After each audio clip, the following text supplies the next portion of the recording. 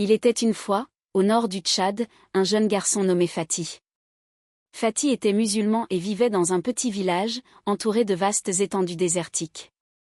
Dès son plus jeune âge, Fatih était connu pour son intelligence et sa gentillesse, des qualités qui lui valaient l'affection de tous les villageois. Un jour, alors qu'il n'avait que 8 ans, Fatih fit la connaissance d'une nouvelle élève à l'école primaire. Elle s'appelait Amina, une jeune fille chrétienne venant du sud du Tchad. Amina était douce, curieuse et avait un sourire qui illuminait la classe. Dès leur première rencontre, Fatih et Amina se lièrent d'amitié, partageant leurs rêves et leurs histoires sous les arbres ombragés de la cour de récréation. Les années passèrent, et leur amitié se transforma en un amour profond et sincère. Ils partageaient tout, les joies, les peines, les réussites scolaires et les défis de la vie quotidienne. À l'adolescence, ils étaient inséparables, et leur amour était évident pour tous ceux qui les connaissaient. Cependant, leur relation n'était pas sans difficulté. Leurs familles, issues de régions et de religions différentes, voyaient leur amour d'un mauvais œil. Les parents de Fatih et d'Amina craignaient que ces différences ne soient un obstacle insurmontable. Malgré cela, les deux jeunes amoureux restaient déterminés à être ensemble.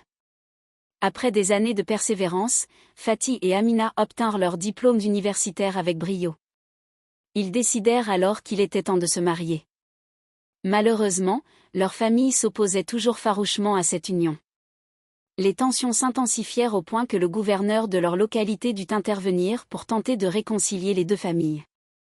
Malgré ces efforts, les divergences religieuses et régionales restaient un obstacle majeur.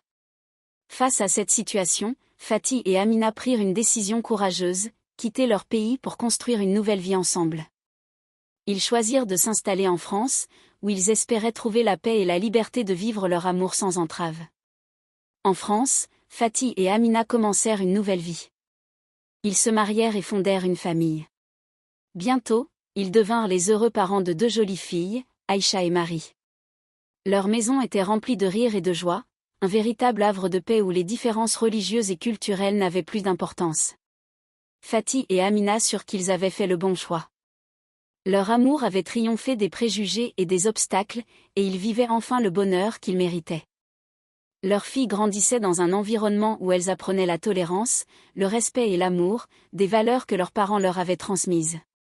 Et ainsi, Fatih et Amina vécurent heureux, entourés de leur famille, prouvant que l'amour véritable peut surmonter toutes les barrières et unir les cœurs, peu importe les différences.